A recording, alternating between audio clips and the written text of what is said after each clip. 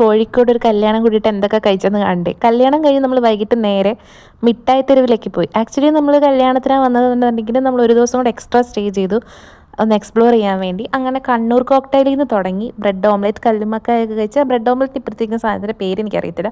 അത് കഴിഞ്ഞ് നേരെ ഹൽവ സെക്ഷനിലോട്ട് നമ്മൾ പോയി. ആദ്യമേ കുറേ കഴിച്ചെങ്കിൽ ഈ കുനാഫ ഹൽവ ഇത് ഭയങ്കര ടേസ്റ്റായിരുന്നു. നമ്മൾ വീട്ടിലേക്കൊക്കെ മേടിച്ചുകൊണ്ട്. പിന്നെ അത് കഴിഞ്ഞ് നമ്മൾ നേരെ ബീച്ചിൽ വന്നു, ഉപ്പിലിട്ടതൊക്കെ കഴിച്ചു. ബീച്ചിൽ എത്തിപ്പെടാൻ നല്ല പാടായിരുന്നു. എന്തോ ഒന്ന് ലിറ്ററേച്ചർ ഫെസ്റ്റ് ആയതുകൊണ്ട് തിരക്കായിരുന്നു. അത് കഴിഞ്ഞ് കാടമുട്ട മസാല, കണവ നിറച്ചത്, പിന്നെ ഈ റൈസ് ഉരട്ടിയത്, സ്പൈസിയും സ്വീറ്റും ഉണ്ടായിരുന്നു. എനിക്ക് സ്പൈസി ഇഷ്ടപ്പെട്ടു. പിന്നെ പിറ്റേന്ന് രാവിലെ നമ്മൾ മസാല ദോശയൊക്കെ കഴിച്ച് നേരെ പാരഗൺ ഹോട്ടലിൽ പോയി ബിരിയാണി ബുക്ക് ചെയ്തു. ബിരിയാണി മേടിച്ചു. അവിടെ ഇരുന്ന് കഴിക്കാനുള്ള സ്പേസിലായിരുന്നു. പിന്നെ ഈ പാർക്കിൽ പോയി, പാർക്ക് അടവായതുകൊണ്ട് നമ്മൾ നേരെ റെയിൽവേ സ്റ്റേഷനിൽ പോയി അവിടെ നിന്നാണ് കഴിച്ചത്. പിന്നെ നമ്മൾ കൊല്ലത്തേക്ക് വണ്ടി കയറി. കൊല്ലത്തിറങ്ങി നമ്മൾ കസിൻസൊക്കെ ആയിട്ട് നേരെ സ്മോക്ക് ഹൗസിൽ വന്നു. അവിടെ ഓൾറെഡി നമ്മൾ ബീഫ് ബ്രിസ്ക്കറ്റ് നേരത്തെ കൂട്ടി ബുക്ക് ചെയ്ത് ഒരു പ്രാവശ്യം വന്നിട്ട് നമുക്ക് കിട്ടിയില്ലായിരുന്നു.